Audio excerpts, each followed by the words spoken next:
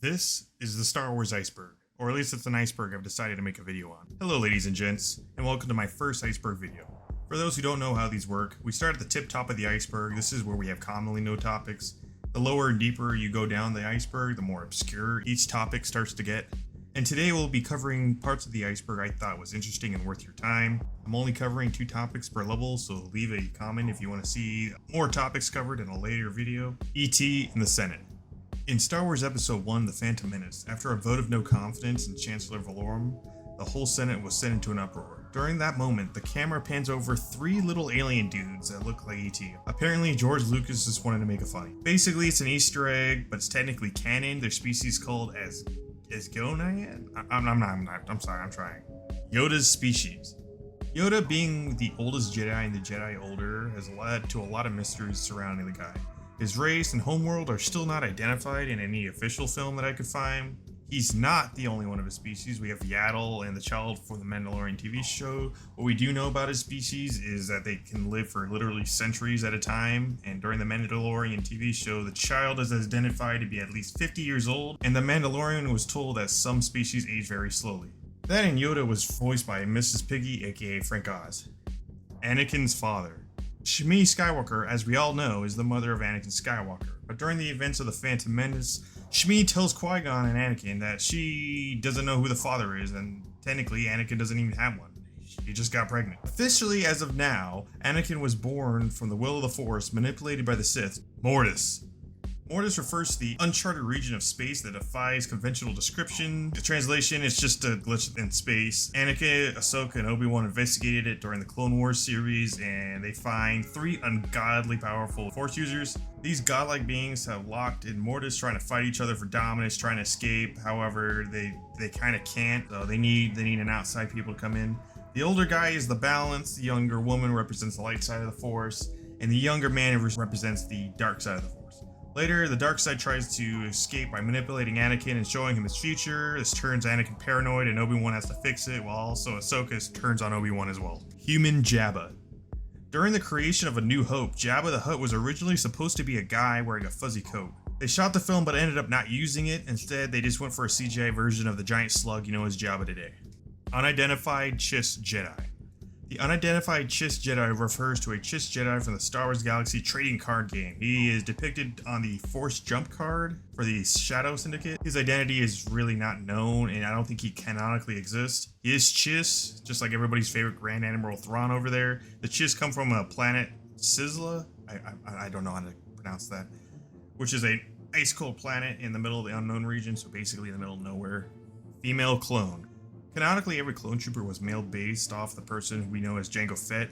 However, in the Bad Batch series, we learned that the Kaminoans experimented a lot on the clones and decided to make a limited edition special ones. One of them was Omega, a female clone that doesn't appear to have the same rapid aging effect that the other clones experience.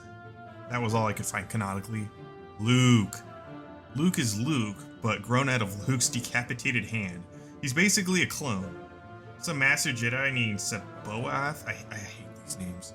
The clone received Jedi training, and the Master Jedi offered Luke to Mara Jade, who is formerly the Emperor's hand. I swear, this whole article on Wikipedia is just all about hands. Kresh egg.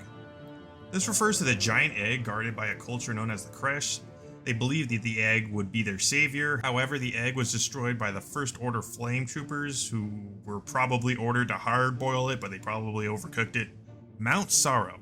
This is a weird one. Well, welcome to Sentient Mountains. Mount Sorrow is a mountain on the forest moon of Endor, and it lives in a perpetual state of absolute depression due to its extremely high standards to whom it deems worthy to accept its mountain's healing power. Yeah, really weird. Basically, it would cry tears that would heal various spells or something.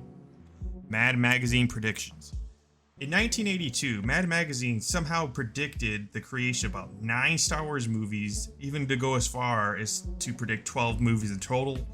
Given that this was 1 year before the release of the Star Wars Episode 6, The Return of the Jedi, Mad Magazine went on to semi-accurately predict that Luke's father was born of the Force, which is true for Anakin, Vavurian species. I'm probably mispronouncing this. These are basically 12-eyed creatures that are meant to be very diplomatic. These things give me the creeps, because just look at them. On a side note, they're terrible soldiers due to their extremely low pain tolerance, so no wonder why they're very diplomatic and just diplomats. Touch them, they scream. Qui-Gon Jinn's homeworld. This one was very confusing to research about. According to Wikipedia, Qui-Gon's homeworld was a terrestrial planet with liquid water and a Type 1 atmosphere. Then they refused to name it at all, they just call it Qui-Gon's homeworld. He was supposedly taken from this nameless planet and was sent to Coruscant for Jedi training. However, if you do any other Google searches, it basically says he was born on Coruscant. I guess that it was a mystery this whole time, and I don't think any other answer gave us the full story, because I don't believe it's mentioned in canon at all. The Sitter. The Sitter is some guy that found a large pillar in Jakku, the planet, and he would just sit up there from dawn till dusk. He wouldn't move or even talk, even with a bunch of crazy people below thinking he was some prophet.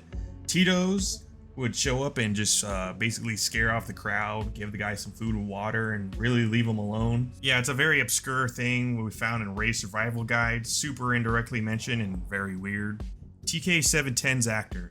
TK-710 was a stormtrooper stationed on the Death Star when they tractor beamed the Millennium Falcon in. 710 and his buddy TK-421 decided to investigate the ship after they found that it was basically empty. 710 and his buddy TK-421 guarded the ship entrance station when they were ambushed when inspecting the Millennium Falcon. The weird part about all this, no one really knows who the actor of TK-710 was. He's an uncredited actor and was described by an actor who played TK-421 as an older gentleman and was suspected to pass away by 2016. Astronaut in Mos Eisley.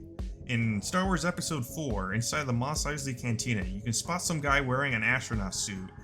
But after some digging, I found around that people were suggesting that this is just Bosk with a helmet on. If you can look at the uniform, it kind of makes sense. And that sums it up for today, folks. Leave a comment on how I did. If you liked the video, leave a like. If you didn't, well, tell me why. Today's sponsor is me. I 3D print phone stands. So if you're interested in supporting this channel, feel free to check out my Etsy store. And I'll see you guys in the next one. Peace.